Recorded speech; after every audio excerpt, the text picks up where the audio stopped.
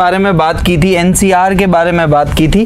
क्या होता है, मैं जस्ट रिवाइज करा देता हूँ, हल्की सी वापस इसको बता देता हूँ कि मेरे पास n डिफरेंट ऑब्जेक्ट्स है, n अलग अलग वस्तुएं हैं, ठीक है बेटा। उसमें से मुझे r को सेलेक्ट करना है, r का चयन करना है। जैसे मैंने आपको एक एग्जांपल बताया था कि 5 फास्ट बॉलर है, उसमें से 3 फास्ट बॉलर का अगर प्लेइंग 11 में चयन करना है तो उसके तरीके होंगे 5C3, ठीक है। इन जनरल इसको क्या बोलते हैं बेटा, NCR, और इसका वैल्यू होता है n factorial n minus r bracket में पूरा फैक्टोरियल इंटू r फैक्टोरियल, ठीक है बेटा। ये इसका फॉर्मूला होता है। बात करते हैं इसकी प्रॉपर्टीज की, इसके गुणधर्म की। तो पहली चीज बहुत ही महत्वपूर्ण, यदि आपको ऐसा दिया हो कि NCX जो है वो NCY के बराबर हो, तो आई थिंक मीडियम की प्रॉब्लम यहाँ पे किसी के नहीं आ रही। इफ ये चीज गिवन है, इफ यदि ये गिवन है, देन मुझे क्या मिलेगा, 2 कंडीशन मिलेगी, either x equals to y और x प्लस y का सम कितना होगा बेटा, n। ये बहुत इंपॉर्टेंट प्रॉपर्टी है, ठीक है। आप देख सकते हो किसी भी वैल्यू को, ये कैसे होता है इस पे अपन आते हैं भाई। सीधी सी बात है, NCX is equals to NCY, या तो x और y बराबर होगा। सोचो 5C3 ऑब्वियसली बराबर होगा। या जो दूसरा पार्ट है इस पे डिस्कशन बनता है और इस पे अपन डिस्कशन करते हैं। मतलब मैं आपको ये बोलना चाह रहा हूं कि NCR हमेशा NCN-R के इक्वल होता है, ठीक है। एक्चुअली सेकंड प्रॉपर्टी यही है, जो बेस में लिखा है ना वैल्यू, इनका योग, इनका सम जब n हो रहा है, इनकी जोड़ जब n हो रही है तो ये हमेशा इक्वल होते हैं। देख लो बेटा, जब x प्लस वाई का सम n होता है तब भी ये इक्वल होते हैं। कैसे, आप इसको ओपन कर सकते हो, n फैक्टोरियल और इन दोनों का डिफरेंस क्या हो जाएगा बेटा, n माइनस r फैक्टोरियल और इंटू r फैक्टोरियल। इसको ओपन करो, n फैक्टोरियल, इन दोनों का डिफरेंस क्या होगा, n minus n, only n factorial, no r factorial, और इनटू में ये जो डिवाइड में जो है वो आ जाएगा। क्या ये दोनों चीजें सेम है, अरे बोलो। yes, sir. बिल्कुल सेम है, क्योंकि सर अंश सेम है और हर में जो 2 फैक्टोरियल का प्रोडक्ट आ रहा है वहीं पे यहाँ पे आ रहा है। तो देखो बेटा, जब इनका सम किसके बराबर होगा, n के बराबर, मतलब मैं आपको बोल सकता हूं 10C3 का वैल्यू 10C7 के बराबर है। प्रॉपर्टी आपको ये कहना चाहती है। 10C3 का मान निकालो और 10C7 का मान निकालो, हमेशा बराबर होगा। निकाल के देख सकते हो बेटा, ठीक है। क्यों, मुझे कैसे पता चला, मुझे तो ये, मैंने ये देखा इन दोनों का सम कितना आ रहा है, n के बराबर है, इक्वल होगा, ठीक है। आप अगर वैल्यू निकालनी है तो निकाल दो बेटा। ये होगा 10 फैक्टोरियल, फिर दोनों का अंतर कितना आ जाएगा, 7 फैक्टोरियल और 3 फैक्टोरियल। इधर भी देख लो बेटा, ये हो जाएगा 10 फैक्टोरियल, दोनों का डिफरेंस कितना हो जाएगा, 3 फैक्टोरियल इंटू 7 फैक्टोरियल। और मल्टीप्लाई में क्रम विनिमय नियम लगता है, गुणे में कम्युनिकेटिव प्रॉपर्टीज का यूज होता है मल्टीप्लाई में। तो आप गुणा a plus a into B कराओ और b इंटू a कराओ, कोई फर्क नहीं पड़ता, ठीक है। तो यही प्रॉपर्टी है कि भाई अगर ये इक्वल दे रखा है तो इन दोनों का सम किसके बराबर होगा बेटा, n के बराबर। ये सबसे इंपॉर्टेंट प्रॉपर्टी है। और दूसरी जो प्रॉपर्टी है, ये चीज अपन कल डिस्कस कर चुके हैं, दूसरी जो प्रॉपर्टी है वो मैं यहाँ पे बताना चाहता हूँ। वो प्रॉपर्टी ये है कि NCR प्लस NCR प्लस 1 जो है वो हमेशा n प्लस 1 CR प्लस 1 के बराबर होता है। और ये भी बहुत इंपॉर्टेंट प्रॉपर्टी है, इस पे क्वेश्चंस पूछे गए हैं एक्स ग्रुप में भी और एनडीए में भी। अब सवाल ये उठता है कि सर ये प्रॉपर्टी आई कहाँ से, तो ये प्रॉपर्टी भी आप बेटा इन दोनों को ओपन करके सॉल्व कर सकते हो। दिमाग में याद कैसे रखनी वो बता दूं, ऊपर जो वैल्यू है दोनों की सेम होनी चाहिए और नीचे जो आर में जो पैरों में वैल्यू आती है उनमें डिफरेंस 1 का होना चाहिए। और रिजल्ट क्या होगा, जो ऊपर सेम वैल्यू उसमें 1 ऐड कर देंगे और आर वालों की हाईएस्ट वैल्यू ले लेगी, पैरों वालों की हाईएस्ट वैल्यू ले लेगी। मतलब मैं आपसे अगर पूछूं 5C2 प्लस 5C3 तो आप इसको लिख सकते हो 6C3। ये इसी प्रॉपर्टी का उपयोग से हुआ है। देखो बेटा ऊपर में जो n है दोनों में सेम था, ठीक है, और इन दोनों की हाईएस्ट वैल्यू है वो ले ली और इसमें +1 कर दिया। आप इसको सेपरेटली सॉल्व कर सकते हो, इन दोनों को सॉल्व करके ऐड कर लो, वैल्यू इक्वल आएगी, ठीक है, आप इन जनरल इसको सॉल्व करके इसके इक्वल आ सकते हो। बस एनसीआर का फॉर्मूला है और वो सभी बच्चों को पता है कि भाई NCR is actually what, N factorial N minus R factorial into R factorial. बस इसी फॉर्मूले से इस प्रॉपर्टी का प्रूफ भी अपन कर सकते हैं। तो ये दो बहुत इंपॉर्टेंट प्रॉपर्टीज है, पहली नंबर ये जो आपके सामने है और दूसरी ये। इससे दो आउटपुट मिलते हैं, या तो x और y बराबर होते हैं या x प्लस y का सम n होता है। इन्हीं प्रॉपर्टी पे बहुत सारे क्वेश्चंस पूछे गए हैं, मैं भी लेके आया हूं बेटा। तो पहले आप इसमें दोनों प्रॉपर्टी एटलीस्ट लिख लो, ठीक है। उसके साथ साथ एक एग्जाम्पल लिखना चाहो तो वो भी लिख लो, फिर आगे बात करते हैं।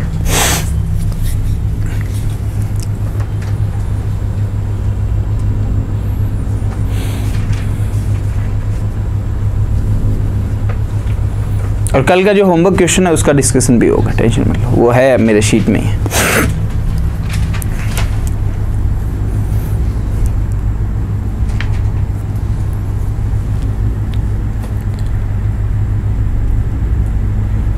ठीक है, ओके।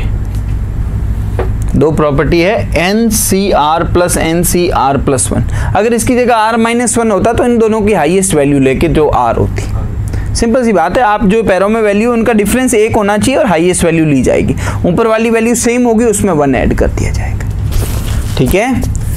चलो भाई, और इसका प्रूफ देना है तो एलएचएस को सॉल्व कर लो एनसीआर से, इसके इक्वल आ जाएगा अपने आप। ये कोई बहुत बड़ी चीज नहीं है, ठीक है।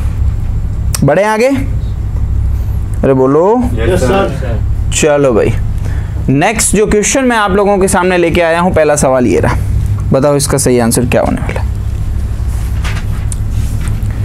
यदि C, ये लिखने का तरीका है बेटा, C और यहाँ N और R, ये किसके इक्वल होता है, NCR के। ये लिखने का तरीका होता है, एग्जाम में आपको इस तरह के क्वेश्चंस मिलेंगे। इस क्वेश्चन में क्या बोल रहा है, 28C 2R किसके बराबर है, 28C 2R माइनस 4 के। ये क्वेश्चन में गिवन दे रखा है, ये क्वेश्चन में दिया गया है, तब वो आपसे R का मान पूछ रहा है। कितना आया बेटा, 8 आया। बस सिंपल सी प्रॉपर्टी है, मैंने क्या बताया था, N C X equals to N C Y हो तो या तो x और y बराबर होते हैं या x प्लस वाई का सम किसके इक्वल होता है बेटा, n के। क्या ये वैल्यू दिख रही है, ये दोनों बराबर है? नहीं है बराबर, तो फिर दूसरा केस लगेगा। दूसरे केस में क्या है कि इन दोनों का सम किसके बराबर होगा, n के। यहाँ पर n कौन है बेटा, आप बता सकते हो? अरे सर जी, यहाँ पे जो n है वो कितना है, 28, तो दोनों का सम 28 के बराबर, तो 2r और 2r कितना हो गया, 4r, ये 4 उधर गया 32, r का मान आ गया 8। कितना आसान सवाल, कौन सा ऑप्शन सही हो जाएगा बेटा इसका भी? कहानी समझ में आई, नहीं आई बेटा? भाई N C X equals to N C Y, ये अगर गिवन है, ये अगर दे रखा है तो इससे दो आउटपुट आते हैं, या तो x और y बराबर होंगे या x और y का सम कितना होगा बेटा, n होगा। तो क्या x और y बराबर थे? नहीं। अब कई बच्चे क्या करेंगे, इसको ओपन करेंगे, एनसीआर को ओपन करेंगे। बेटा आई थिंक वो लेंदीपन हो जाएगा। इस प्रॉपर्टी पे बहुत इजी क्वेश्चन, ओपन करो उससे भी आंसर 8 ही आएगा, उसमें कोई दिक्कत नहीं, ठीक है। तो देखो बेटा, N C X equals to N C Y दे रखा है क्वेश्चन में, ये यदि गिवन है, ये यदि दिया गया है, तो इससे दो रिजल्ट अपने सामने आते हैं। पहला x और y बराबर, जो क्लियरली दिख रहा है 2r और 2r माइनस 4 बराबर नहीं है। तो दूसरा x और y का योग n के बराबर होता है, तो यहाँ पे x ये था, यहाँ पे y ये था और n जो है वो ये था, तो दोनों की जोड़ किसके बराबर कर दी, ये रहा x ये रहा y, दोनों की जोड़ किसके बराबर कर दी बेटा, 28 के। वहां से r का मान आ गया। सिंपल है, ठीक है। इस प्रॉपर्टी से बहुत कम टाइम में हो रहा है, ठीक है। लिख लो इसको फटाफट, और बेटा क्वेश्चन भी लिखा करो फटाफट।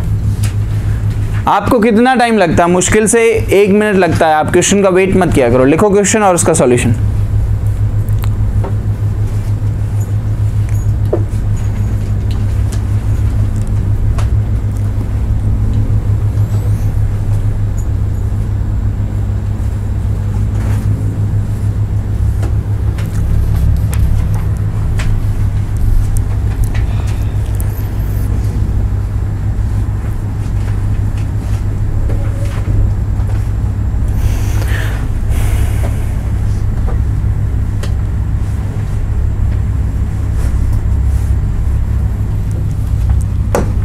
ये चीज़ दिमाग में होनी चाहिए कि ये दिया हुआ हो तो यहाँ से दो रिजल्ट मिलते हैं, या तो x और y बराबर या दोनों का सम n।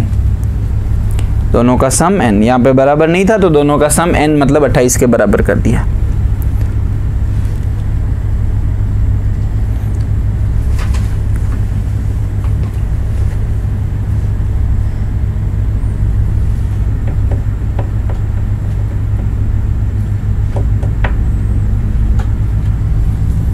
और मान लो फंस गए तो बेटा बेसिक से खोल के भी कर सकते हैं, ऐसा नहीं है कि मैं बिल्कुल फंस ही गया हूँ कुछ भी नहीं कर सकता हूँ। वैसे ये एक तरीका सही नहीं है, आप स्मार्टली मूव करो, ये प्रॉपर्टी ही सही है, लेकिन अगर आप फंस चुके हो तो आप ऐसे भी बेटा डील कर सकते हो। ये इक्वल दे रखा है इसके 2r - 4 एक वैल्यू है, तो बेटा इसको ओपन कैसे करते हैं 28 फैक्टोरियल, फिर इन दोनों का डिफरेंस जो कि कितना हो जाएगा 28 - 2r फैक्टोरियल, और यहाँ पे क्या आ जाएगा बेटा 2r फैक्टोरियल, और इक्वल्स टू में इधर क्या आएगा बेटा 28 फैक्टोरियल, इन दोनों का डिफरेंस। तो बेटा 28 माइनस और ये माइनस प्लस हो जाएगा 32 माइनस 2r, और इन 2 में क्या आ जाएगा 2r - 4 फैक्टोरियल। आई थिंक बहुत लेंथी कैलकुलेशन यहाँ पे बन जाएगी, बहुत लेंथी, जिसको आप सॉल्व भी नहीं कर सकते, क्योंकि देखिए 28 - 2 आ रही है, 32 - 2 आ रहा है, कितना 4 टर्म तक खोलना पड़ेगा। ठीक है, तो बेटा बहुत बेटर ये है कि आप प्रॉपर्टी दिमाग में रखो। और प्रॉपर्टी बेसिक क्या है, बेसिक क्या है प्रॉपर्टी का कि NCR जो है वो NCn - r के बराबर रहता है, हमेशा रहता है। आप इसको खोल दो, आप इसको भी खोल दो, LHS RHS दोनों को, जब इन दोनों का सम करा के देख लो n हो रहा है कि नहीं हो रहा है, यही तो प्रॉपर्टी लगाई, इन दोनों का सम किसके बराबर किया n के बराबर। आगे बढ़े, नेक्स्ट क्वेश्चन बेटा आप लोगों के सामने ये रहा, बताओ इसका सही जवाब क्या होने वाला है, फटाफट इस क्वेश्चन को भी लिखो साथ में।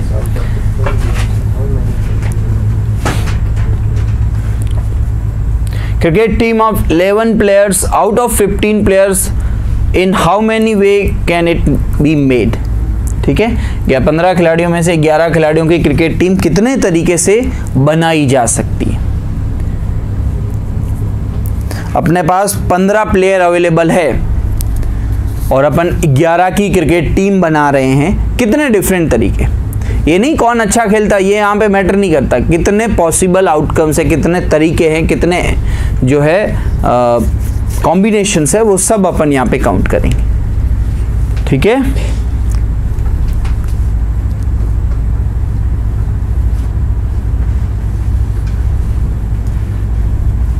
मुझे यहाँ पे सिलेक्शन करना है, टोटल प्लेयर कितने हैं, नंबर सी। ओके, चेक करते हैं बेटा, टोटल प्लेयर कितने हैं, टोटल प्लेयर्स जो है वो है 15। टीम कितने की बनानी है बेटा, टीम 11 की बनानी है। क्या तरीके होंगे 15C11, खत्म हो गया सर। 15 है अपने पास, उसमें से 11 का चयन कर दो। यहाँ पे अरेंजमेंट तो है नहीं, कोहली और रहाणे को ऐसे घुमाएंगे थोड़ी, टीम में आ जाए हैं और बढ़िया खेल लें। ठीक है, ओके, तो अब इसको सॉल्व कर ले बेटा, ये कितना होगा 15 फैक्टोरियल, इन दोनों का डिफरेंस कितना आ जाएगा 4 फैक्टोरियल इंटू 11 फैक्टोरियल। आंसर मैंने देखा कि इसको सिंप्लीफाई करने पर आया, तो सिंप्लीफाई कर दो, 15 फैक्टोरियल को लिख सकते हैं 15 into 14 into 13 into 12 into 11 factorial, sorry, और डिवाइड में क्या चल रहा है बेटा 4 फैक्टोरियल। 4 फैक्टोरियल को ओपन कर दो, 4 into 3 into 2 into 1 into 11 factorial. अब यहाँ पे देखो बेटा, 11 से 11 तो गया, 4 3 जा 12, 12 से 12 गया, और ये 2 से गया 7 टाइम्स। तो बेटा 15 इंटू 7, 15 7 जा वॉट 105, और इंटू 13 है और कुछ नहीं, तो बेटा 13 5 जा 65, 65 का 5 6 कैरी किया, 13 0, उस कैरी वाला 6 आ गया, और 13 1 जा 13, 1365। कौन सा ऑप्शन है बेटा, ऑप्शन नंबर सी। ठीक है, कोई दिक्कत नहीं बेटा। ठीक है, 15 जब प्लेयर है उसमें से 11 सेलेक्ट करना है। यहाँ पे ऐसे कोई कंडीशन, कोई बाउंडेशन नहीं है कि बॉलर इतने लेने हैं, बैट्समैन इतने लेने हैं, ये वो कुछ भी नहीं। ठीक है, अब इस क्वेश्चन का लेवल अपन थोड़ा बढ़ाते हैं, सभी लिख लो, फिर अगला क्वेश्चन इसी से रिलेटेड है, बस थोड़ा सा हल्का सा उसका लेवल बढ़ाया हुआ है। और प्रोबेबली एक्स ग्रुप में तो यही आंसर दिखेगा, ये कैलकुलेशन भी वो नहीं कराएगा आपको, आंसर इस वे में भी डाल देगा। वो ये थोड़ी चाहता है कि आप 15 फैक्टोरियल 15 14 गुणा करते रहो, वो ये चाहता है कि आपको ये लिखना आता है कि नहीं आता, आपको ये चीज़ आपके दिमाग में बैठती है कि नहीं बैठती। ठीक है, 1 मिनट का टाइम दे रहा हूँ, लिख लो, फिर अगले क्वेश्चन की ओर बढ़ते हैं। किसी को समझ में नहीं आया तो बता सकते हो। सेलेक्ट करना है, सेलेक्ट करने के लिए NCR अवेलेबल कितने हैं 15, सेलेक्ट कितने करने 11, तो N 15 R 11, कहानी खत्म। ठीक है, लिख लिया सबने? ओके, नेक्स्ट क्वेश्चन जो है यहाँ पे आप देख सकते हो सौर्य भारत ऐप पे 31 अगस्त तक पे कृष्ण जन्माष्टमी पे एक ऑफर चल रहा है बेटा 40%। इसका मैक्सिमम बेनिफिट आप उठाए, अपने फ्रेंड्स को भी नोटिफाई करें। नेक्स्ट क्वेश्चन ये है आप लोगों के सामने, मैंने कहा धीरे धीरे अपन इस पे बाउंडेशंस देते हैं, धीरे धीरे अपन इस पे बाउंडेशंस देते हैं, इसका लेवल बढ़ाते हैं। तो पहले नोट भी कर दो और साथ में समझो भी।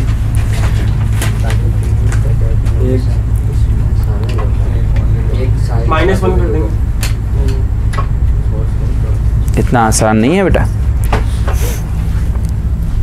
पहले आप नोट कर लो क्वेश्चन, फिर इसको अपन समझते हैं। 15 खिलाड़ियों के एक दल में से 11 खिलाड़ी की एक क्रिकेट टीम बनाती है, कितने तरीके से चुनी जा सकती है ताकि टीम का कप्तान हमेशा शामिल हो। कैप्टन तो हमेशा टीम में होना चाहिए, कोहली की फॉर्म भले ही खराब चल रही है बट टीम में होना चाहिए बेटा। हाँ, तो यहाँ पे कुछ चीजें आपका कॉमन सेंस, आपका विवेक ही आपको जवाब देगा कि कप्तान ऑलरेडी सेलेक्टेड है, 14 सेलेक्ट करना है, 14 में 14 कप्तान ऑलरेडी सेलेक्टेड है। ठीक है, even 11 players from the team of, देखते हैं बेटा, 11 player from the team of 15 players and how many way can a cricket team is selected so that the captain of the team is always involved. ऐसे कुछ आएगा, निकाला नहीं है option number B. Captain हमेशा होना चाहिए, और ऐसा भी नहीं कि कैप्टन आप चुनो, ऐसा थोड़ी बोल रहा है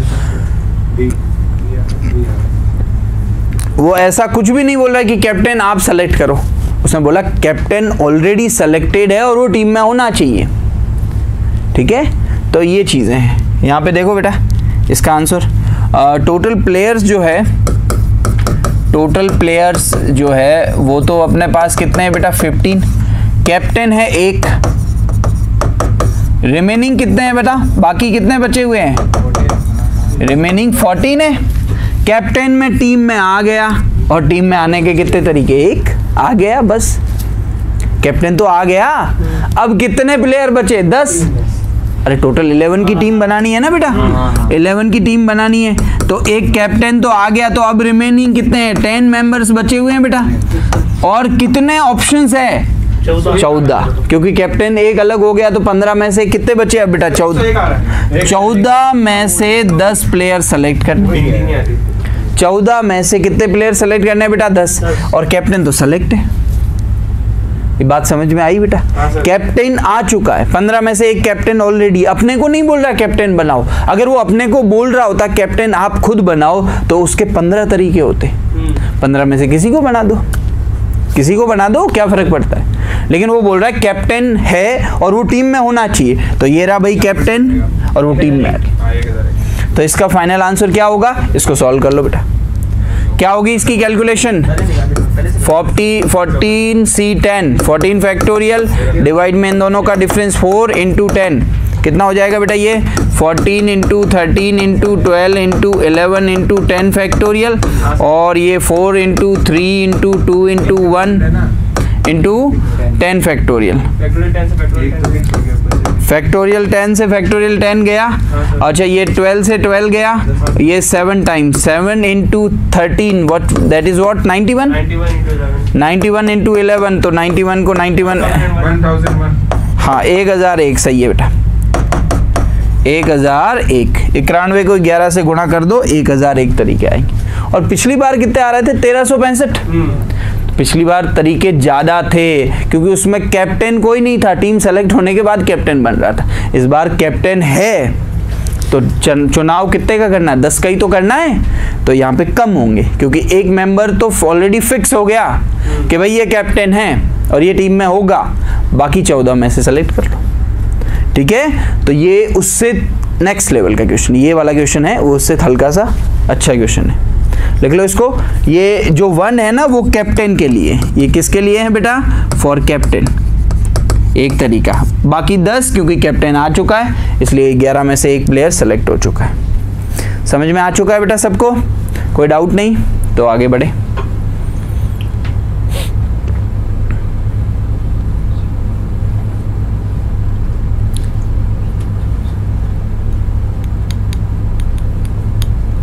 इसमें कैलकुलेशन नहीं है, इसमें बस अंडरस्टैंडिंग है। अगर ये आपके बैठ रहा है तो ये बहुत कम क्विक टाइम में आप इसको टिक करोगे बेटा, और अगर नहीं बैठ पा रहा है तो फिर आप फंसते रहोगे बेटा। ठीक है, तो बेटा समझो, जो डाउट है वो पूछा करो।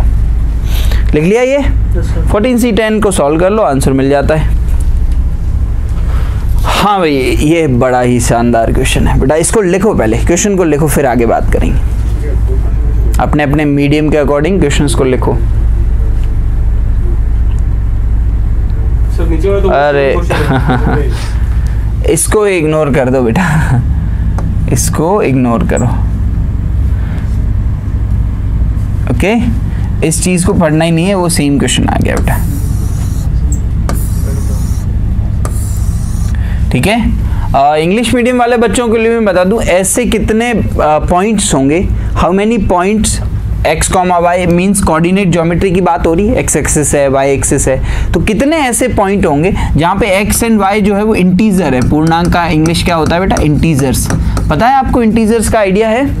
तो x और y जो हिंदी मीडियम वाले बच्चों को तो कोई प्रॉब्लम नहीं है। ठीक है, तो ऐसे कितने पॉइंट्स होंगे जो इन 3 पॉइंट्स के द्वारा जो ट्राइंगल बना है उसके अंदर होंगे, और वो पॉइंट्स कैसे होने चाहिए? इंटीजर्स।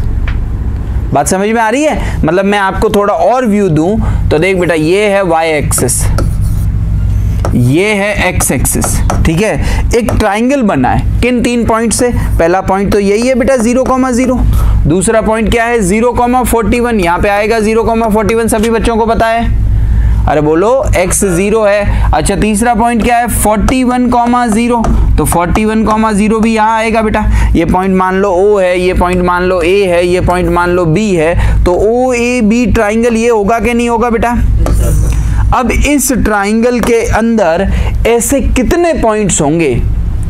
और वो जो पॉइंट्स हैं, ऐसे तो इसके अंदर इनफाइनाइट पॉइंट्स होंगे, काउंट नहीं कर सकते, लेकिन उस पॉइंट की खासियत क्या है कि जो पॉइंट में x और y है ना, ये दोनों इंटीजर होने चाहिए, ये दोनों पूर्णांक होने चाहिए। हिंदी मीडियम वाले बच्चों को भी मैं लिख लेता हूँ, ये दोनों कैसे होने चाहिए बेटा? पूर्णांक। ऑब्वियसली मुझे बताओ, क्या x का वैल्यू नेगेटिव इस ट्राइंगल के अंदर आएगा? नहीं है। क्या y का वैल्यू नेगेटिव इस ट्राइंगल के अंदर? तो जो पूर्णांक होंगे मतलब वो आप समझ लो पॉजिटिव ही नंबर होंगे, जीरो भी इंक्लूड नहीं हो सकता। जैसे एक पॉइंट मैं लेता हूँ बेटा, समझना, ये पॉइंट है मान लो 40,0। क्या ये पॉइंट इस ट्राइंगल के अंदर है? ये ट्राइंगल के इनसाइड है क्या? नहीं है।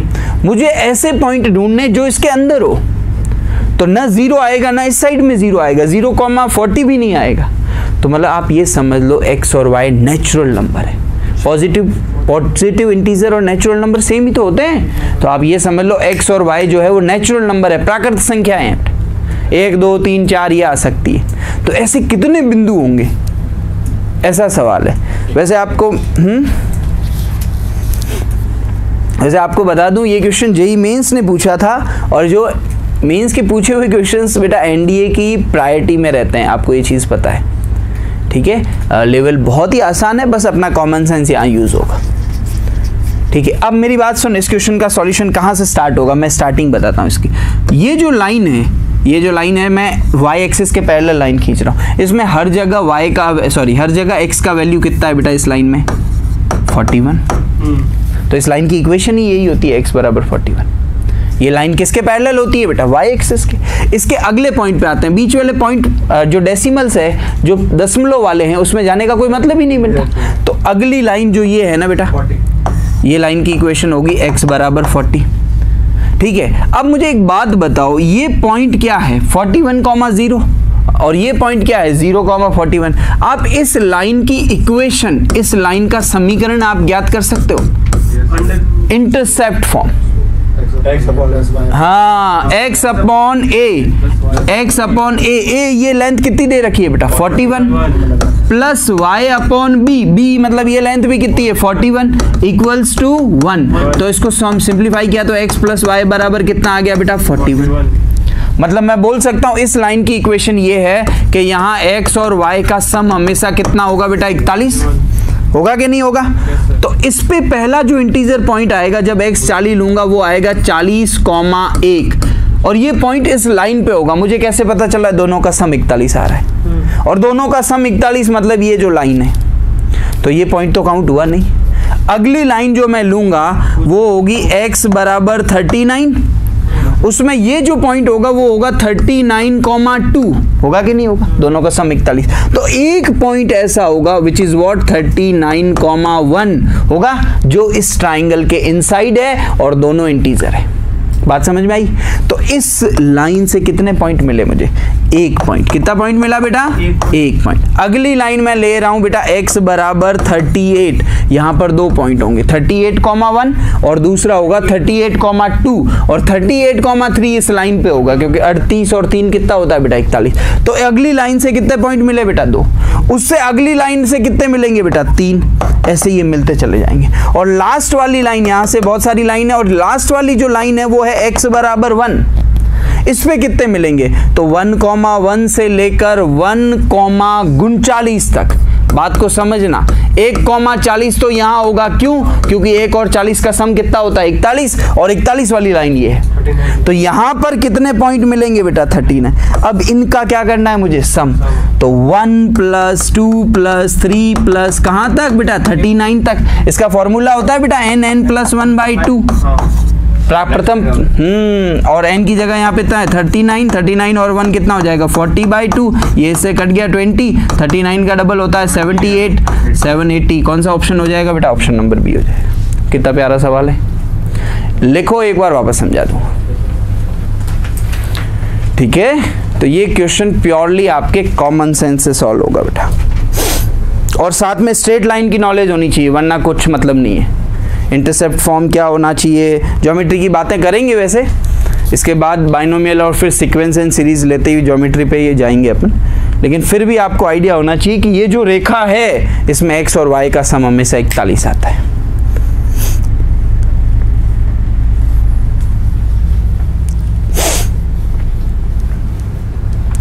तो अब x ग्रुप क्या कर सकता है या एनडीए क्या कर सकता है, इस पे एक छोटा क्वेश्चन बना सकता है। वो 41 ना लेके 11 ले लेगा। बात समझ में आई, वो 0,11 ले लेगा और इधर 0,11 और इधर 11,0, उसके पॉइंट निकाल दो, ठीक है। तो इस पे शॉर्ट वर्जन आपको मिल सकता है।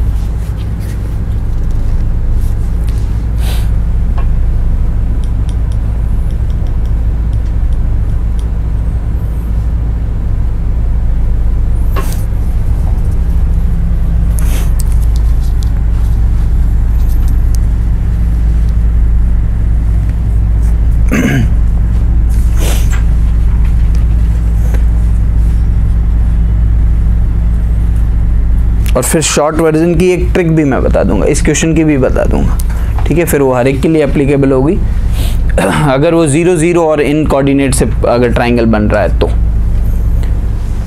सोच के देखो, अगर एक क्वेश्चन मैं देता हूँ 0,0 11,0 और 0,11, तो ऐसे कितने पॉइंट्स होंगे x और y इंटीजर होने चाहिए जो इस ट्राइंगल के इनसाइड होंगे, इस त्रिभुज के अंदर स्थित होंगे। 45। गुड, बहुत बढ़िया। किसने बताया, आपने? अच्छा आपने बताया, गुड। कैसे सोचा? 41 में से 2 माइनस किया, हाँ 11 में से 2 माइनस। वेरी गुड, ये है एक ये वाली रेखा और एक ये जो पॉइंट, तो 2 पॉइंट चले जाएंगे। इधर देखो 41 में से एक ये पॉइंट नहीं लिया, एक ये नहीं लिया, तो 39 तक रुका था। देख 1 से 39 तक, तो 11 में कहां तक रुकेगा 9 तक। 9 तक 1 से 9 तक जोड़ना है, तो 9 और अगला हो जाएगा 10/2। 10/2 कितना हो गया 5, 5 गुणा 9 कितना हो गया 45। तो ये चीज कर सकता है एक्स ग्रुप एनडीए, दोनों कर सकते हैं बेटा, ठीक है। इसलिए ये क्वेश्चन बहुत इंपॉर्टेंट हो जाता है। अब मुझे बताओ ये क्वेश्चन क्या डिफिकल्ट है क्या? कुछ भी नहीं है। 41 की जगह 21 पे रोक ले तो आप कहां तक रुकेगे 19 तक। 19 × 20/2 खत्म हो गया, 190 हो गए, ठीक है। तो बेटा इस चीज पे भी तैयार रहना, बढ़े आगे। चलो लिख लो इसको।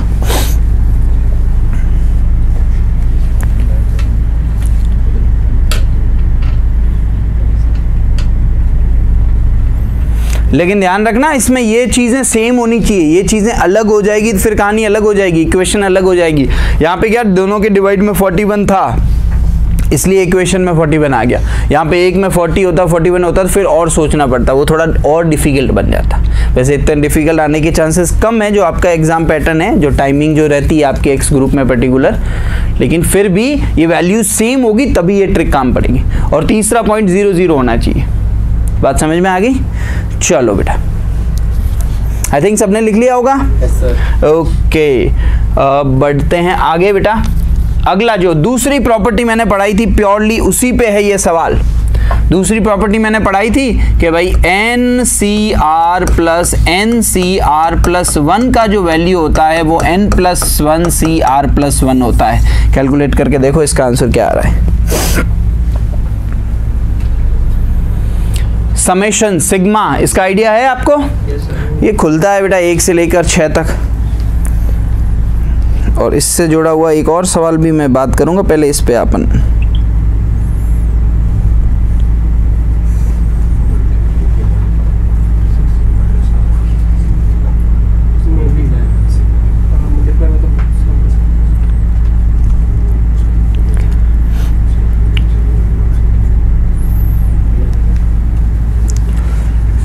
ठीक है। तो यहाँ पे इन प्रॉपर्टीज का बहुत अच्छा खासा यूज होगा बेटा।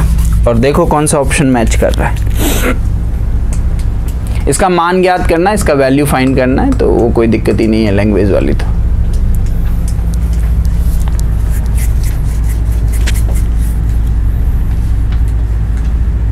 आराम से बेटा। ऑब्वियसली ट्रिक कहाँ से कहाँ तो जुड़ाव होगा, कनेक्टिविटी होगी तभी ये सॉल्व होगा। 50C4 और इस क्वेश्चन क्या है, समेशन 56C3 देखते हैं बेटा। और यहाँ पे है 56C4। हाँ अब ठीक बोल रहा है।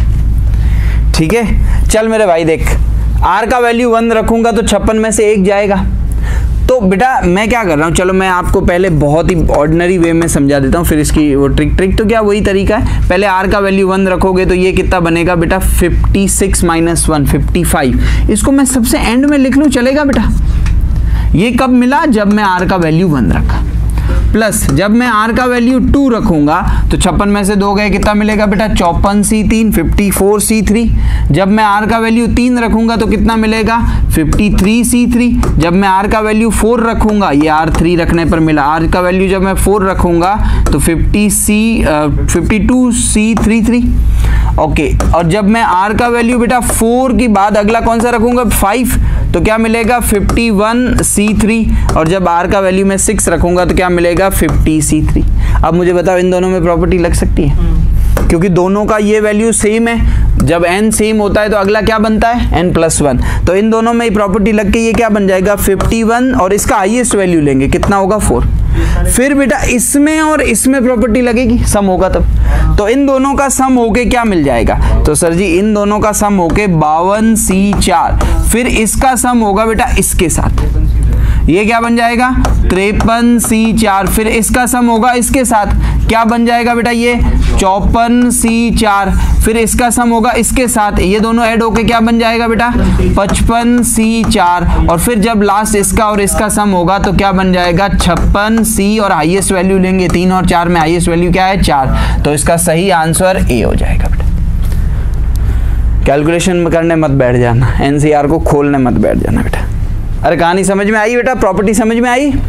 ठीक है, देख बेटा ये 50C4 और 50C3 मिलके क्या बन गया 51C4। फिर ये तो दोनों सॉल्व हो चुके हैं ना बेटा, इसको रिमूव कर दे। 51C4 और 51C3 कितना हो जाएगा 52C4। फिर इसको भी रिमूव कर दे। फिर 52C4 और 52C3 कितना बन जाएगा 53C4। बस सिंपल सी ये प्रॉपर्टी का यूज हो रहा है, लिख लो बेटा। इससे मिलता जुलता एक क्वेश्चन और है, वो भी मैं अभी कराने वाला हूं।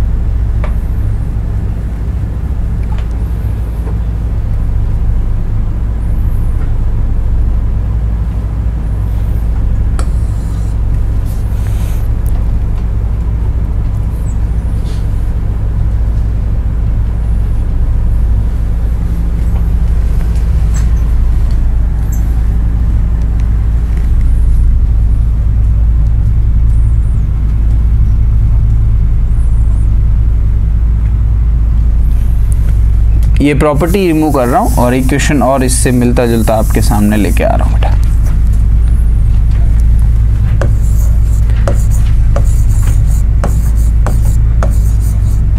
मान ज्ञात करना है। सवाल ये है समेशन r बराबर 1 से लेकर 15 r स्क्वायर और इसके साथ चल रहा है 15cr और डिवाइड में चल रहा है 15cr-1 किसके इक्वल होगा? अपने पास ऑप्शन है। ऑप्शन ए दे रखा है 1240, ऑप्शन बी दे रखा है 560, ऑप्शन सी दे रखा है 1085 और ऑप्शन डी दे रखा है 680। ये रिमूव कर दूं, ये मिटा दूं बेटा, ठीक है।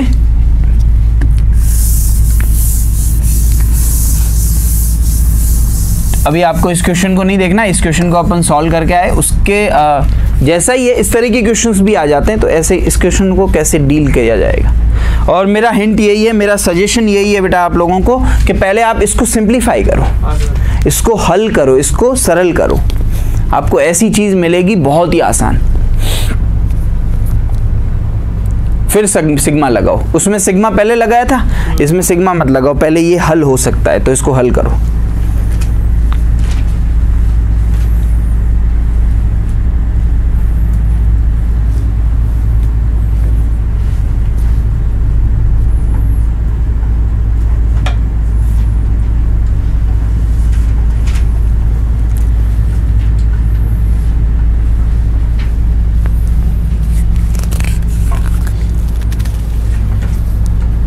r मल्टीप्लाई में 15 minus r plus 1, r multiply 15 minus r plus 1 summation बाहर है।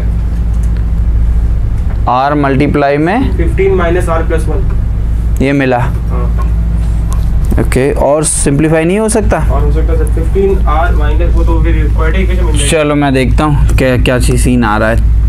r इज इक्वल्स टू 1 से 15, ये है r स्क्वायर, इसको ओपन किया तो 15 फैक्टोरियल, फिर इन दोनों का डिफरेंस क्या हो जाएगा 15 माइनस r फैक्टोरियल और इनटू r फैक्टोरियल। बात करें इसके डिवाइड में, डिवाइड में क्या चल रहा है बेटा 15 फैक्टोरियल, फिर इन दोनों का अंतर तो 15 माइनस r और माइनस माइनस तो प्लस हो जाएगा, तो ये 16 माइनस r बन जाएगा और इनटू में है r माइनस 1 फैक्टोरियल। सर उसको मैं आपको बताऊं, उसको खोलो मत सर। अब देख बेटा 15 फैक्टोरियल से 15 फैक्टोरियल गया, ठीक है, ये पार्ट ऊपर आ जाएगा तो sigma r is equals to 1 से 15, ये r स्क्वायर तो मल्टीप्लाई में चल रहा है, 16 माइनस r फैक्टोरियल बड़ा है कि 15 माइनस r? 16 माइनस r, तो इसको ऊपर लाके मैं खोल रहा हूँ 16 minus r into 15 minus r factorial. और डिवाइड में क्या है, साथ में क्या आया r माइनस 1 फैक्टोरियल और आया। डिवाइड में क्या चीज चल रही है, डिवाइड में चल रही है 15 माइनस r फैक्टोरियल और r फैक्टोरियल। r फैक्टोरियल बड़ा है कि r माइनस 1? r फैक्टोरियल, तो r फैक्टोरियल को लिख सकता हूँ r into r minus 1 factorial. देखो अब यहाँ पे आप r माइनस 1 फैक्टोरियल से r माइनस 1 गया, 15 माइनस r फैक्टोरियल से 15 माइनस r गया, और ये एक r से एक r चला गया, 16 माइनस r, ठीक है। तो sigma r is equals to 1 से 15, एक r से बेटा एक r चला गया, तो r गुणा 16 माइनस r और कुछ नहीं बचा, ठीक है। तो ये मल्टीप्लाई करोगे तो sigma r is equals to 1 से लेकर 15, ये होगा 16r माइनस r स्क्वायर। यहाँ तक पहुँच गए? अब बेटा इसको यहाँ पे मैं नेक्स्ट सॉल्व कर रहा हूँ और ये बहुत ही आसान चीज़ है बेटा। अब ये बन गया 16 तो कांस्टेंट है, बाहर ले लो, sigma r is equals to 1 से 15 और r और minus sigma r is equals to 1 से 15 r स्क्वायर। बेटा समेशन की प्रॉपर्टी होती है प्लस माइनस में वो डिस्ट्रीब्यूट हो जाती है, अलग अलग हो जाती है, ठीक है। अब मुझे बताओ ये 1 से 15 तक के प्रथम प्राकृत संख्याओं का योग क्या सूत्र होता है, n प्लस 1/2, और यहाँ पे वर्गों का योग है उसका क्या सूत्र होता है, n प्लस 1 2n प्लस 1/6। दोनों का फॉर्मूला लगा दो। अरे भाई सिंपल सी बात है ना, आप ये पार्ट लिख लो, मैं फिर क्लीन करके बता देता हूँ ये दोनों सूत्र। स्टार्टिंग लिख लो इसका। और घनों का क्यूब का सम भी आपको पता होना चाहिए, n-1/2 का होल, n+1/2 का होल क्यूब, जो फर्स्ट वाला होता है ना उसका स्क्वायर कर दो पूरे, ठीक है। नहीं अपॉन 2 आता है बेटा, वो स्क्वायर में आता है। मैं तीनों फॉर्मूले लिखा रहा हूँ, टेंशन मत ले, ठीक है। जो पहला फॉर्मूला है ना 1 + 2 + n, उसका जो वैल्यू मिलता है n+1/2, उसका वर्ग कर दे जब तीनों का क्यूब हो रहा हो, 1 का क्यूब + 2 का क्यूब, उसमें सिंपली उसका स्क्वायर कर लेते हैं। चलो इस पे बात हो जाए, इसके फाइनल आंसर तक भी पहुंचना है बेटा। अभी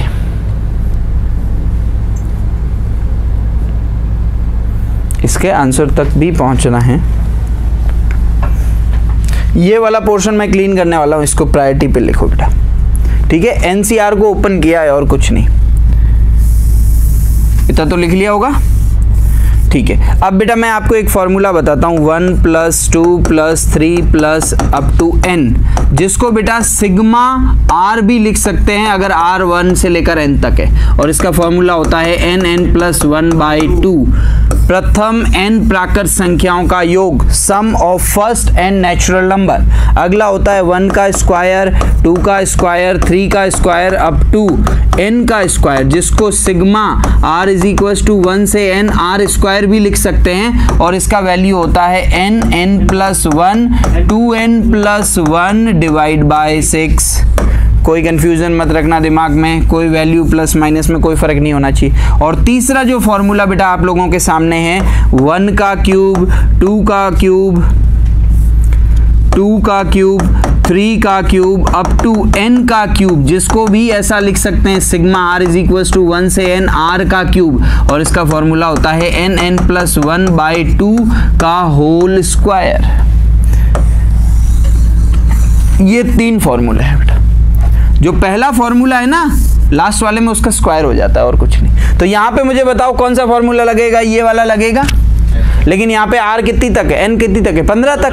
तो बेटा ये 16 गुणा n की जगह 15 रख दो, 15 और 15 गुणा 16/2, माइनस ये वर्ग वाला लगेगा, और n की जगह क्या पुट किया जाएगा बेटा, 15। तो 15 गुणा 15 और 1 कितना हो जाएगा बेटा, 16, और 15 गुणा 2 30 और 1 31, बट्टी में क्या आ जाएगा बेटा, 6। अब इसको सॉल्व कर लो, तो ये कट जाएगा बेटा 8 बार, 15 गुणा 8 कितना होता है, 120, 16 गुणा 120, माइनस ये बेटा किससे कट रहा है, 2 से, पहले 6 से काट लेते हैं, 5 बार और 2 बार, फिर 1 बार, ये 8 बार, 8 × 5 = 40, 40 को बेटा 31 से गुणा कर दो, ठीक है। तो 16 × 12 कितना होता है, 1920, माइनस ये कितना हो जाएगा बेटा, 4, हाँ बिल्कुल। तो इसमें से इसको सब्ट्रैक्ट करेंगे तो 0, 12 में से 8 और फिर 8 में से 680 आ जाएगा। कौन सा ऑप्शन है बेटा, ठीक है। तो बढ़िया था, ये भी कैलकुलेट किया और फिर इसको रखा, और साथ में बेटा PMI के ये फॉर्मूले भी इसमें यूज आए, ठीक है। एक क्वेश्चन मैं होमवर्क देके जाऊंगा, इसको लिख लो आप, ये फॉर्मूले को लिख लो।